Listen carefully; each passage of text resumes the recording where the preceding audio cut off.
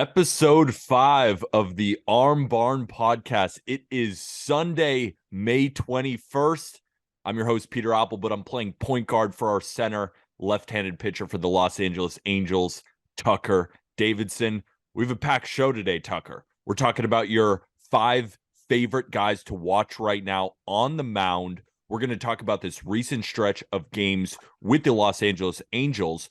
But first, something that always confuses me in Major League Baseball is the day-to-day designation. We were talking about it pre-record. You go to, ESPN and you look at the box score, and it gives you the guys who are kind of injured or might be injured, might not be, but they have the day-to-day designation. And you went on there, and I asked you pre-record, are you hurt right now? And you're like, no. So what qualifies day-to-day? And if you could break down kind of the situation which could have made you day-to-day by some person who hasn't been watching. So day-to-day is like basically I'll tell you what happened.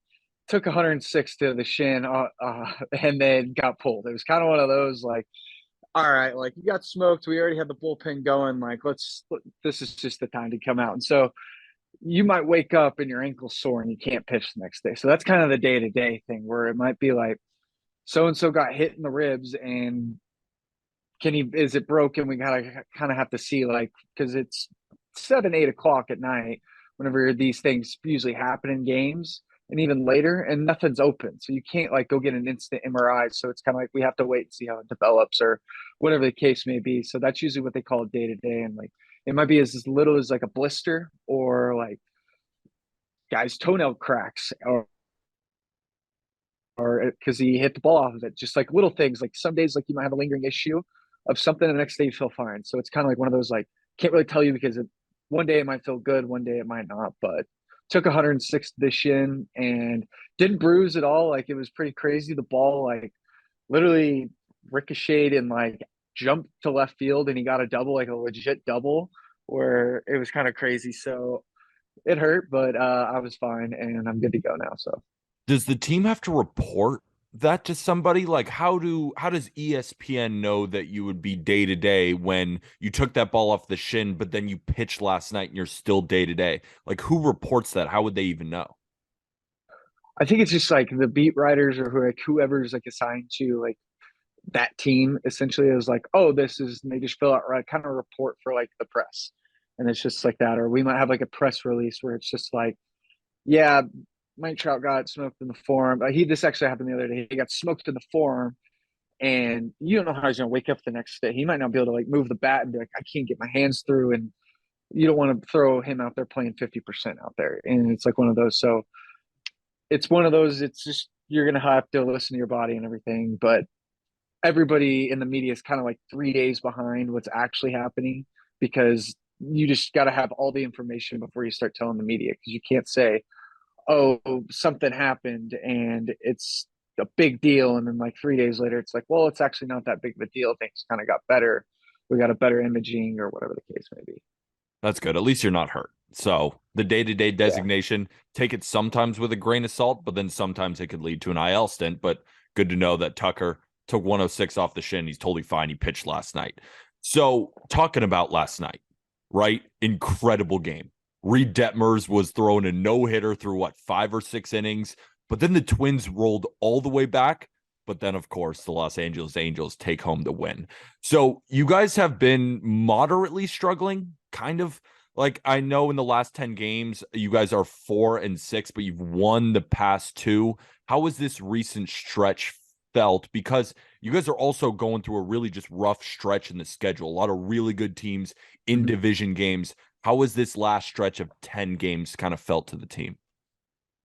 We went to Cleveland, and Josh Naylor did something that nobody's ever done in baseball before and hit 3 go-ahead home runs in the eighth inning. It was like 3 days in a row. Like it was unbelievable. And we just kind of been playing really good baseball, but also like it's getting down to the seventh, eighth inning, and like both teams are good teams, and it's like who's gonna who's gonna make the mistake, and then are they getting the next team gonna capitalize? And that was kind of always the thing of like, is it too late for us to capitalize? Like we won in the ninth, or like the ninth the other night, and then we lost in the eighth inning the other night, and so it's just kind of been like flip flopping. But it's more of we're playing good baseball, we're getting hot, I think, the bats are getting there. Our starting pitching's really stepping it up, and they're doing awesome. And it's awesome to kind of just like watch how our like seasons progress, because we've been like so close to like being very, very good. And it's just like one little thing of like, can we just put it all together? And we've just really taken a lot of steps. And I think we're about to really get on a good little streak right here. And we are playing some good teams. Like we got Boston coming in next week. Miami's playing pretty good. And it's just one of those, we just got to take care of business. Yeah, speaking about the bullpen a little bit, you guys, like, let's say you're in the second or third game of that series against the Guardians, and you know what Josh Naylor has been doing right now. Like, what's the scouting report in a scenario like that, right? Like a guy who's hit back-to-back go-ahead home runs in the eighth, he comes up in the bottom. Like, what's the point of even pitching to him? What's the scouting report for a guy like that who's so hot in those situations? It's one of those you just gotta hopefully you like go make a pitch out there and just hope for the best. I mean, they know what you're probably gonna throw, and it's either all right, I'm probably getting a fastball up or a slider away, because that's pretty much what I do best, and that's what he doesn't do well. So it's, am I going to execute, or am I going to hang one over the middle of the plate and he hits it? And if I execute, hopefully he swings over it and I strike him out. And I think it's one of those like any given day when the guys are hot and the pitcher might be hot too. Like he might have things going for him well, and so does the hitter. But and I feel like that's just the beauty of baseball, is like anything can happen on any given day. And I mean, you could be the best pitcher in baseball and give up a home run every once in a while.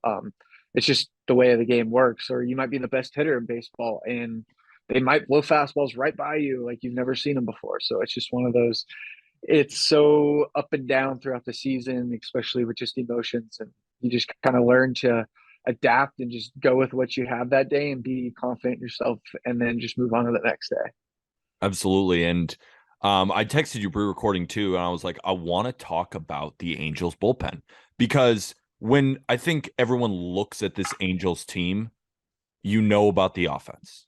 Anthony Rendon, Mike Trout, Shohei Ohtani, Taylor Ward. Yeah, I mean, I could just continue naming all the guys in the lineup. Like the graphic of, oh, I'm watching an Angels game, it's built on the offense. But then on the starting pitching side, you've said how good they've been, and they have been good. And of course, Ohtani's at the top. But I think the most underrated aspect of the Angels, and this is not a diss, it's just when you have so much star power, you don't generally think about a bullpen. But when I look at this Angels bullpen, Jaime Barria has been fantastic. Matt Moore has been unbelievable.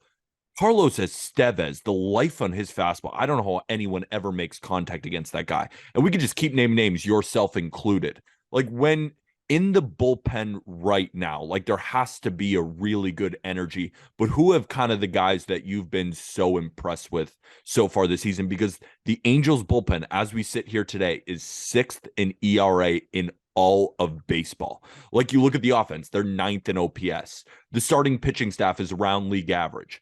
But when you just look at the stats, the bullpen has been the best unit for the Los Angeles Angels, which I don't think a lot of people are talking about right now. Right. I kind of think our recipe for success right now, and I think we both kind of figured it out, is get to Matt Moore and Estevez. I mean, they've been lights out for us. They're throwing the ball well, and they're both just doing what they do well. And I think it's kind of cool to just like go out there and see it of like Matt Moore, you're going to get a heavy dose of fastball, a good fastball, and you're either getting the curveball or the changeup. And they're both very good weapons for him, and he will throw them in any count. Doesn't care if you're lefty, he's throwing a changeup too. And I think that's pretty rare for a lot of guys, especially out of the bullpen. And then Estevez has just been electric. I think Quijada went down early in the year with TJ, and kind of when that happened, like Estevez like really said, all right, I'm taking over this closer job, and like I'm running with it. And he's been amazing. Just like, hey, here's 99. I'm gonna go get it for my boys every day. And I feel like that's what everybody's feeding off down there. Is just like, just be the bridge, and let's continue to do this. Like starter, give us 5, 6, 7 innings, and then let's just like have a good bridge and get to those guys late in the game, because they've just been so dominant. And whenever you have a closer and like an 8th inning guy, it's just like, let's just conserve our bullets and get to those guys so they can do what they're doing and then move on to the next day. And I feel like that's just recipe for success right now, and we just got to keep it up. And Matt Moore is such an interesting story because he came up with the Tampa Bay Rays and he was considered the best pitching prospect in all of baseball. And he was great there in the early goings. And then he just kind of dealt with injuries, moved around a little bit. but then found a spot in the Rangers bullpen and dominated. And that's why he got his contract with the Angels and is just continuing all that success. Have you spoken with him about his transition from the rotation to the bullpen, finding this role, and now kind of the repetition that he goes through, his daily routine in order from switching to a starter to an elite bullpen arm? Because we've seen this before. Like Andrew Miller was a great starting pitcher. And I think, if I'm not mistaken, he was in a big trade. I know he was a Miami Marlin. I think he was in the Miguel Cabrera trade. Like, I think he was the big piece there. He was supposed to be a starter, moved into the bullpen, becomes one of the best left-handed relievers that we've seen in the last decade. Zach Britton, another guy, right? Was supposed to be a starter, moves into the Orioles bullpen and finishes top 10 in Cy Young voting. Like, Matt Moore is kind of making that transition to this elite bullpen arm. Have you been able to pick his brain about that transition? Yeah, I think he's just like utilizing his stuff just as much as he was as a starter. And I think starters kind of get exposed over the course of the year because they throw so many pitches. So everybody knows what you're throwing them. They got a good idea how you're going to set them up, vice versa. And it's one of those, it comes down to execution that night. Who's better? And I feel like that's the way starting pitching goes. If did he execute a bunch of pitches or you leave it over the middle of the plate and get hurt? That's usually how starting pitching. The bullpen, you're really going with what you have. And it is what it is that night. And you might have your fastball, you might have your changeup, but you don't have your curveball. And that's what you're going to roll with. And so you got to have to like go on the fly and be just and rely on yourself of just like, I'm going to make a pitch here and go with it. And just, I feel like that's what he's done so well is just like, curveball's good today. I'm sticking with it, but I'm not going to like vacate the changeup because I know how good it is. And he sets up pitches really well. I think he uses a lot of like what he learned as a starter of just how to navigate lineups of like, okay, I've got these three guys going up. These pitches are going to be good to him. I got to get the fastball away to this guy, and just talking to him. But as far as like routine, he said like last year he was big like on lifting like every part of the series. Now he's doing something a little bit like every day. And it's just kind of like you find out what your body wants and like and how it adapts. And I feel like yeah, I've had to learn that this year too, because like I've been starting pitcher in the past, but like out of the bullpen now, and it's more of like, all right, when do I get my lifts in? What do I need to do each day? What's my throwing like versus being so scripted whenever you're starting pitcher? And I feel like that's really just the biggest difference. It's just like, all right, this is my routine when I start. This is how I need to change it up, and then you can just really build off that. And speaking about you, before we get into your 5 favorite pitchers to watch right now, you were dominating early on in the season, and your slider has just been such an incredible pitch for you, and it works so well off your other pitches. But even in our Just Baseball chat, people send in videos of your slider and be like, "This thing is just disappearing, man." I mean, it's such a good pitch. And I know you ran into kind of a rough inning against the Rangers, but overall this season, like you bounced back then from it. And the only reason I ask you about this adjustment, because I know you're going to make the adjustment and I'm seeing it happen in real time. So moving off of that rough outing against the Rangers, like how do you flush it, right? Because we have plenty of people listening to this podcast, maybe young pitchers who might be getting off a rough outing and they're like, how do I make that mental adjustment, right? Because you've been there, done that throughout your entire career. Bad outing, great outing. It's happened with all pitchers throughout all of baseball about all time. So I'm curious how you then make that adjustment and just how you think this recent stretch has gone for you. I mean, I had a really good April, and that's I was just building like, all right, let's build on it. Had the terrible one against the Rangers. I mean, I gave up like 4 or 5 0-2 hits. I think I lead relief pitchers in baseball in 0-2 hits given up this year, and that was something that like I had to make like a kind of like a mental adjustment, but like, all right, we got to be better 0-2. I'm not walking guys like I was last year, and it's like one of those like, all right, you got to put them away now. That like you're ahead in counts, you're doing good at controlling the counts, and now you got to put away with it. And I think it was just like that blew up my ERA for the year. So like, now I've got to battle down and be like, okay, but you can't be worried about being so perfect, and but you got to worry about execution. So I'm out there trying to just get outs at a time, and it's more of I got to get a slider in on this guy. Mountcastle did it. I got a slider in on him the other night, broke his bat, 60 ex double. Thought, And it's just like one of those, it's like little bloop. hang with him. It's baseball. And then you get the 104-mile-an-hour fly out to dead center last night that Mickey Moniak robs. It's like one of those, this is baseball. But you're going to go with your strengths. You're going to do what it is. And it's more of, I needed to throw more fastballs to get people off my slider. And that was kind of something that I had to just accept and be like, I've got to do this. You have a really good fastball. Why aren't you throwing it? And that's just something that I went into that Orioles outing and was like, all right, I got to throw more fastballs, got to do better. And just over the course of the year, it's like it's going to even out. And baseball's a funny way, but it likes to torture you, it likes to reward you. And it's really just riding that and just sticking with your process and just mentally not giving up on yourself. Because once you mentally give up on yourself, like it's hard to get out of that rut. And I was kind of there at the end of last year just because nothing's going your way. And you're just like, oh my goodness, like why me? Versus this year, it's just like keep pushing, keep sticking with it because eventually this is going to get better and you're going to have a 2 ERA for a month and you're going to be like, ha, like I'm so nasty now. And like a month ago, I was horrible. So it's like one of those of like, just ride the waves and continue to make good pitches and just continue to learn because something happens, you give up a base hit, you're going to learn from it. You give up a home run, you're going to learn from it. Don't throw that pitch or, oh, hey, you made a good pitch, put a good swing on it.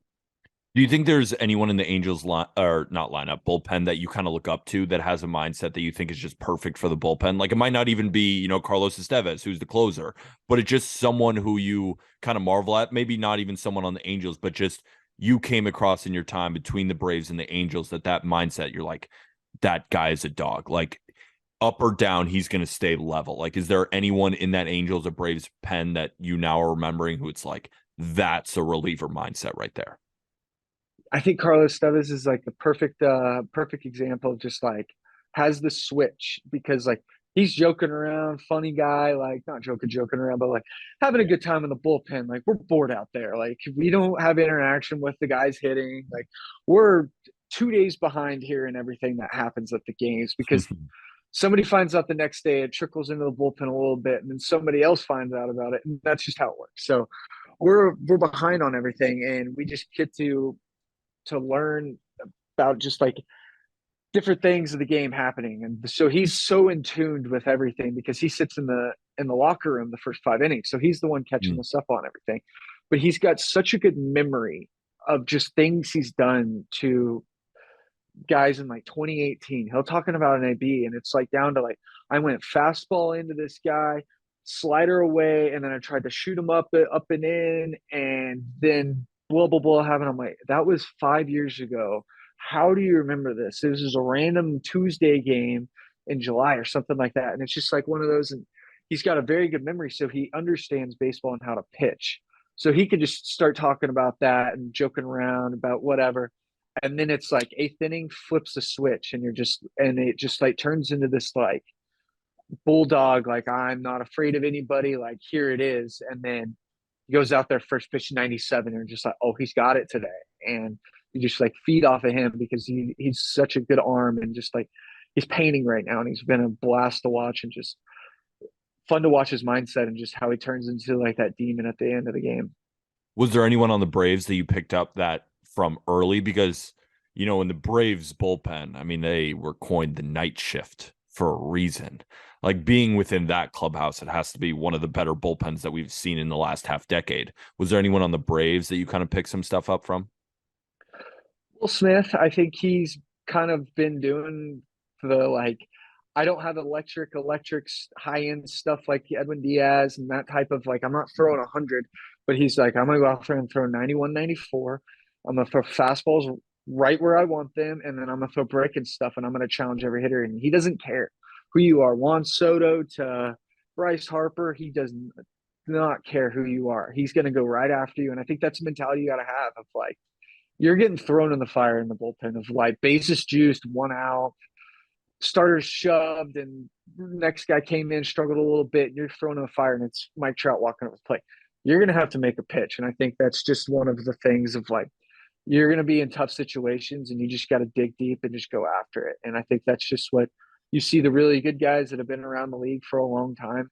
That's what they do of just like, Bryce Harper, all right, here we go. We're going fastball up and it's going to be up or it's going to be 2 feet up. And if this is a slider right now, it is going to be down. I'm not going to hang this and end up on ESPN because eventually it's going to happen. So it's one of those of like, that's the mindset of going in there of like, I'm not giving up the home run right now. I'm going to bury this slider and I'm going to get him out. That's really cool too, because, you know, when you look at these Braves bullpens, like Will Smith is obviously not on the Braves anymore, but when you looked at the time, like Will Smith was consistently went to in those big type innings, like he recorded saves, like, but then you look at the rest of the guys and well, he's throwing 97 with 18 inches, 20 inches of induced vertical break. This other guy has 90-mile-an-hour sliders, but it's like, now we're going to Will Smith. Like they didn't just go to him on Yeah, accident. They went for him to a reason because of that mindset, but he also has such great command of his pitches. And when you're able to combine those two things, like you can get out anybody in the world. And it's about having that confidence, which you kind of talked about earlier, like keeping the confidence as you move through each outing, because not every outing is going to go exactly how you planned. And even right. some, you might get a little lucky, right? You spoke about yourself. Ryan Mountcastle 60-mile-an-hour double. I watched that at bat. That was the definition of a blooper. But then in the next game, the Mickey Moniak robbed home run. Like baseball is a forgiving sport in some sense and the most Yes. unforgiving sport in other sense. You just got to ride the wave and stay level. And that's what I feel like Will Smith does, what Estevez does, and what you're doing. And that's how you're going to be successful here for a really long time. Right. Yeah, that's pretty much it. It's just ride the wave, and that's all you can do. And it's a long season. You know, as a Yankee fan, we had Carlos Beltran on our team for a little bit, and I would almost get pissed at him because he was so level. Like when the Yankees would win, he wouldn't smile. When we'd lose, he'd just be like, yeah, whatever. And I was like, can you show some emotion, please? But that's what made him arguably a Hall of Fame player. Like Robinson Cano, another one of those guys where it's just right here. And as a fan, it makes you upset because you're like, I'm enjoying it or I'm depressed. Like I want to see the players on the field share those same emotions. But if you guys share those same emotions like a fan does, it could actually hurt your play on the field. So Yes. and that's something I've learned of watching baseball is like the guys who are the most level, it's a 162 game season in 180 days or 180-ish days. I mean, this is a marathon, not a sprint. Like getting too high after a good outing, like you strike out, I don't know, like you strike out a Yordan Alvarez on a slider. It's great, but I got the next batter to deal with. Like I ain't Hmm. celebrating shit. And even if you get a 1-2-3 against the Astros, maybe the next day I'm going up against different hitters in the lineup. Like nothing changes. Like do your job day in, day out. So it's something I've learned as a fan. Like don't get mad at the players for not showing emotion just because I'm an emotional little Yes. bitch sometimes. So I'll just say this: the baseball gods are always watching. So always you watch. show them up, they're like, "Oh, I got you." You get Oh, the slightest bit cocky, they punish you. So it's definitely stay humble to the game and just play your best and play hard every night.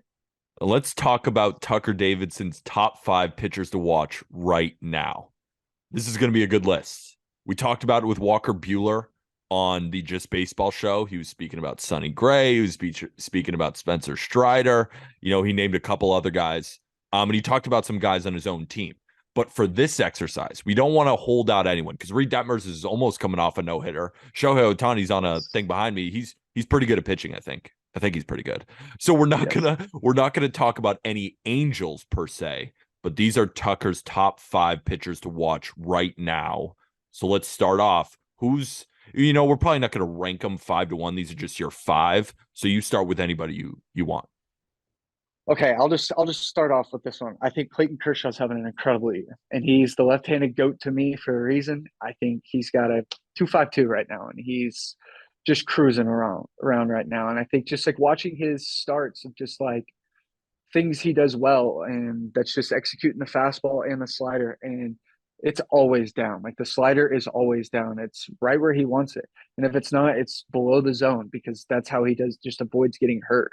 And then he's got the legendary curveball. So I think just for me, he's awesome. He's incredible. I got to play uh, be in his throwing group a couple off seasons ago. He's a great mind to just pick and just exactly he knows what he's doing, and he's the legend he is because he just repeats so well. He's been in the big moments. He's punched a million guys out, and he's cruising along for sure. The reason I love Clayton Kershaw so much is that he has been pitching in a decade, in a time, at least through the past few years, where velocity is, reigns supreme, right? Mm-hmm. Everyone's just trying to throw harder. Everyone's trying to get that induced vertical break on their fastball, like maybe a Right. Spencer Strider or Bryce Miller with Seattle. And yet Clayton Kershaw throws around 90 to 92 miles an hour. He's got a slider and he's got a curveball, but it's the command. Like command Yes. will just kind of always overtake velocity if you have good enough stuff. And Clayton Kershaw has good enough stuff because that slider, you said he's keeping it down. He's been keeping it down now for 15 years and nobody's been ever Right. able to touch it. But then it's like you watch Clayton Kershaw highlights. Like if I were to go look up Clayton Kershaw highlights on YouTube, I'm going to see mostly curveballs, which I think is the biggest thing about Clayton Kershaw is that the curveball might be the prettiest pitch of all time. You go back to Fernando Venezuela with that curveball or Sandy Koufax, which are, of course, both Dodgers. But it's the loopy curveball that always gets the knees buckling. But he's made a living off locating that fastball and diving that slider low and in. I consider Clayton Kershaw maybe the greatest lefty of all time, right? Like you look at Randy Yeah. Johnson, you look at Sandy Koufax, you look at a lot of these guys, but Clayton Kershaw has been doing it year in and year out.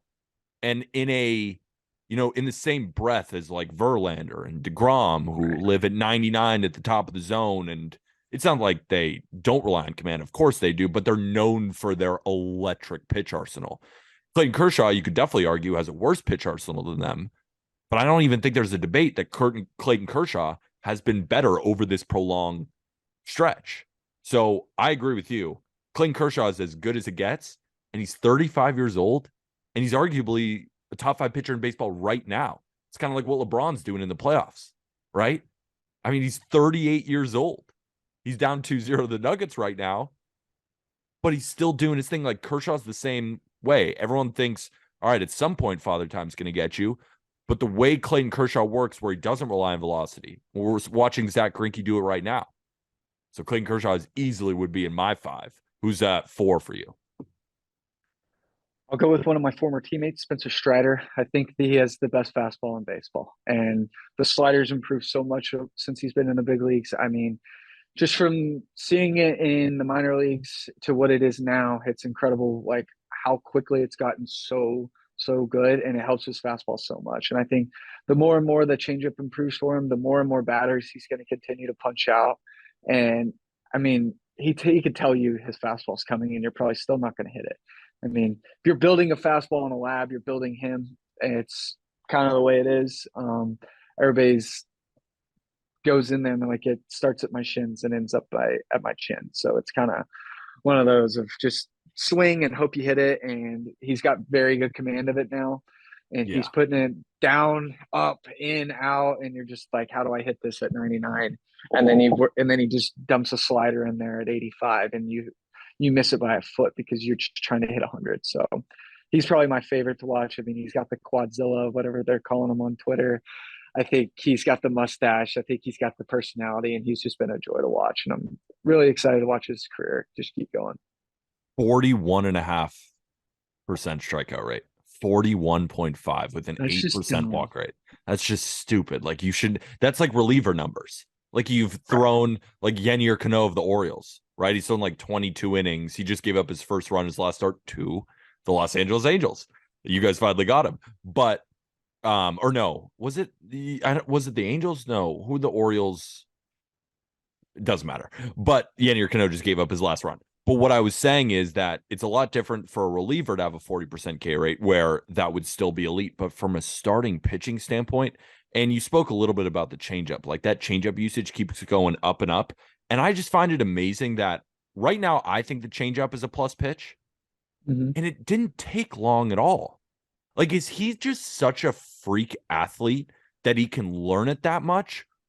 Like, how does that even work? I don't even know the question because I don't know how it works. How does a guy who is primarily a two-pitch guy develop the changeup in such a short amount of time and then make it a plus pitch? I don't even know the question to ask because I don't know how that happens. So basically, we have so much technology now. We could teach pitches and how they're supposed to move very quickly. So they could basically, he's throwing changeups. They can give him a couple grips. This one stinks. This one's all right. This one's really good. And it's usually the one that feels that's really good on TrackMan is the most like weird grip, or the one that like feels the least comfortable. And you're just like, all right, like, oh, I'll throw it for a little bit. And it's not good for whatever, but the metrics are good on it. And you just like, I have no command of it. And then it starts to click. And then he has such good body control. I mean, he could sit there, hold at like every position on the mound, and just like repeat it so well. I'm sure he could throw it backwards and do his, or throw it and then do his mechanics backwards if he had to. I think he's just one of those that can just control his body. So it only takes a matter of time for him to start figuring out this pitch, and then his arms on time all the time. So he could just start repeating it. And then it's like, oh, I can throw it here. I can throw it there. And then it continues to get better, and he's just going to have more and more feel with it. And that's kind of the way like people develop pitches so quickly now of like, oh, this is what I'm trying to do. Oh, I just have to throw it here. And then you start to get the feel of it, and you just repeat it and repeat it and repeat it. Unbelievable. He's so much fun to watch. Who's at number 3?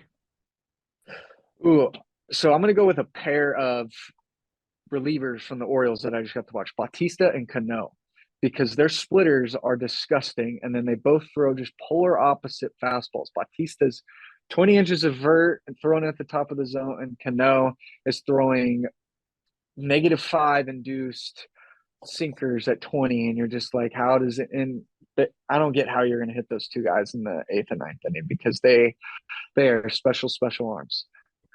The Orioles, we talked about this on the Just Baseball show. You got to give the Orioles credit for creating a reliever lab, because it's not even just Cano or Bautista. They have so many other good arms in that pen. And Yennier Cano was a Minnesota Twin not so long ago with an 11.50 ERA. He just gave up his first run in 22 innings of work. And you talk about that sinker, it was getting blown up on the Twins. I remember him on the Twins. It was getting blown up. Like, that thing wasn't moving. Now it's dropping 20 inches, but it also has that 18 inches of horizontal run. So it's dropping and tailing at the same time. And then we talk about Felix Bautista. Like, he just comes from up top and he's 6'8". And like, you see those videos of him like running poles in the outfield with like a teammate, and he's like twice the size. Like, I don't even know how, like, unless you're Ohtani, who's already 6'5", 6'6", like a shorter guy, like you're almost looking up, and then the splitter is going straight down. But then that fastball, you got to be ready for it 100 miles an hour. Like, among the hitters in the league that you've maybe talked about, these two guys, what's the game plan? What's the game plan against these two? Try to not get to 2 strikes so the split comes, I think. Yeah. I mean, that's what it comes down to. A lot of those guys with just like punch out pitches like that. It's all right, let's try to get a fastball early in the count that I can hit, because you don't want to get to 2 strikes and then you're having to see splitter and fight off that, because eventually you're going to like get too far out front and just miss it, and or tip it right into the catcher's mitt, and you're like, dang it, I'm out. So that's really kind of I think the process, that, and just pray they leave something over the middle of the plate and just you put a good swing on it. You got a pretty good list so far. Clayton Kershaw, Spencer Strider.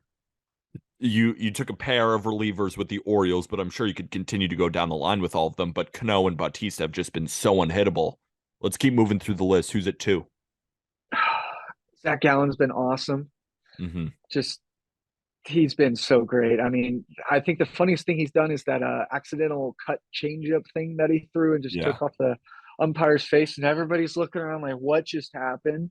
And I'm sure everybody in the crowd's like, oh, the umpire just got hit in the face, but everybody's like, no, like, this is a big deal. But I think just the way he's can command the ball, just up, down, in, out, throws changeups, throws a hammer of a curveball, and just keeps guys honest. And as soon as they lean out over the plate, throws a fastball in, and it's painted right there. So you have to honor him so much. And I think just the way he's really turned himself into an ace has been awesome the last like 2 years. So I just enjoy watching him every 5th day, because he's going to go out there and fill up the corners. And that's, I feel like, kind of an undervalued thing that a lot of people just don't even do anymore, because now it's more of throw stuff in the zone. We don't care if it's down the middle. It's because the XYZ stat tells us it's better in the zone than versus it's out of the zone. So it's fun to watch him actually go out there and do painting and just be Bob Ross and just painting the corners. I think that's just, he's nasty with the curveball and everything. And so it's been a pleasure to watch him too. I really like your list so far, because I feel like there's similarities between all these guys. They're strike throwers, right? Clayton Kershaw is in and around the zone. Spencer Strider is really fun to watch because he's electric, but a lot of guys have electric stuff. His command is what I think makes him money, because, a lot of people throw 99, right? In this day and age in baseball, a lot of people have hard sliders. But the fact is, Strider not only is the physical attributes of the pitch so elite, but it's where he can place it is what's making him one of the greatest pitchers in baseball right now. Then you look at a guy like Zach Gallen. Gallen has great stuff, don't get me wrong, but he's not throwing 99 miles an hour, right? But he fills up the zone and he can throw these plus pitches wherever he wants. And that's what separates the guys who are good pitchers with great stuff to great pitchers. And that's kind of that separator there. And you look at all the guys that you've named so far, and Gallen is kind of that perfect pitcher to, amplify that right now, because he's a guy with really good stuff. I wouldn't say Zach Gallen has like elite of elite stuff, but he has great stuff. But then the command just helps it play up. And Gallen just had a really rough outing against the Pirates, which was like his only blip in the season so far out of like his first one. So I'm interested to see how he bounces back, because that's a sign of a true ace, right? You have a really rough start, and then the next start you come back and dominate. So that's a guy who it's must watch TV to see how he adjusts. And who's last on the list? Last but not least. So speaking of Zach Gallen, he has a 2.95 after a rough one. Exactly. With 61 innings pitched and 72 strikeouts and a 1 whip. Like, that's what I'm saying. Like, a guy's gonna have one rough start this season, and I want to see how you he usually back. have one bad one a month. It's kind of the way like baseball goes. If like your starting pitch, you get 4 to 5 starts a month. You're gonna have one bad one a month, and how bad it is kind of what it's up to. Is it 8 runs or is it 4 runs? And that kind of just dictates your month. But yeah, he's been incredible. I mean, his career regular season's a 3.07 ERA, so I think that's pretty good. And then I'm gonna run off the list with Garrett Cole. He's another strike thrower, but he's the true ace. Here's 100 whenever he wants it. Here's the slider. I'm gonna play right off of it. I think that my favorite thing about watching him is just like how he takes the most elite stuff in the league to actually pitching around it with it. And it might be how he sets guys up of like fastball off the plate for strike one, slider right off of it, fastball up and in as he started to lunge, and then he throws the curveball and he buckles and watches for a looking strikeout. And I think it's just one of those of just like, he's fun to watch pitch because he executes so well. And it's such a good game call between him and Trevino because they know each other so well and how they want to attack hitters. And he's putting it where it wants. And that's when it's fun to pitch, is whenever you can start throwing pitches because you see the pitchers move or the hitters move their feet a certain way. And you could throw the back foot slider now because he showed you he's going to lean out over the plate a little bit. And you've got the command of it that day and you know it's going right there. And you can put it a little 2 inches off the plate and stuff like that. That's what he's just doing every 5th day. It's so impressive to watch. And I mean, he's one of the best aces of the league. I totally agree. And it's so cool watching Garrett Cole every 5th day too, because last season he struggled a little bit and it was mostly on the backs of some home runs. Like his home run to fly ball rate was way out of whack. He was, I think, second in baseball in home runs allowed, and it led to a 3.50 ERA. And like a 3.50 for Garrett Cole, that's terrible by his standards. For everybody else, that's great because he is one of the best pitchers in the last decade. Right. And I always felt last season that I don't know if he trusted his stuff as much as he is right now. And it might have been a mental thing. I could be overthinking it, but it did look like he was kind of nibbling last year. And I'm like, you're Garrett fucking Cole. Like, trust your stuff. You have some of the best stuff I've ever seen from a starting pitcher. We see him doing that this year. Is like, I can't control if I give up home runs, but what I can control is throwing the ball where I want it to. And that's what he's doing this year. And I've also seen that he's kind of done away with the cutter because the cutter kind of gave him a little bit of trouble. Now he's basically just fastball, slider, curveball, changeup. And I think he might be the overall best pitcher in the league as we sit here right now, competing with Gallen and Strider and Kershaw. Right. But again, Cole is another guy. Fantastic stuff, but a strike thrower, right? Like you could talk about some guys in the bullpen who are throwing, like Camilo Doval, for example, is throwing 104 miles an hour and he's got 92-mile-an-hour sliders. But it's like, not that he didn't make your list because you don't like him, but you have a type, Tucker. You have a type. Have a type. It's just these strike throwers who have trust in their stuff. You have to get guys out in the zone now. With all the strike zone is a true strike zone. You're getting like everybody's mad about the ball an inch called off the plate. but Greg Maddox got 5 inches both ways off the plate. I mean, the game has completely changed, and it's going to change even more when I'm sure the robo umps come into play, and that'll be a different conversation for a different day. But I think just like you have to get guys out in the zone, and expanding is now taking the ball and throwing it an inch underneath the zone because he's not going to swing at the pitch that's 4 inches below the zone because it's a ball out of hand to him because he's seeing it down, down, down. Okay. It's the same way with kind of up. You have to fastballs up. You have to throw it like in a range that he's not going to just absolutely quit on it because he's seen so many fastball pitches up right now and he knows where the top of the zone is. And that's, I feel like the hardest thing about baseball now is like, it is such a tight zone. You have to get these such good hitters that can hit this ball so hard, so far in these tiny little spots. And you can't really like, oh, I'm going to throw this ball 102, 2 inches off the plate and get called strike three.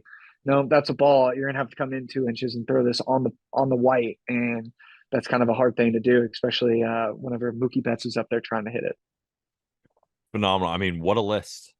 Clayton Kershaw, Spencer Strider, the duo in the back end of Baltimore and Yennier Cano and Felix Bautista, Zach Gallen and Garrett Cole. Those might just be the top 5 players in Major League Baseball on the mound. So fantastic list, Tucker.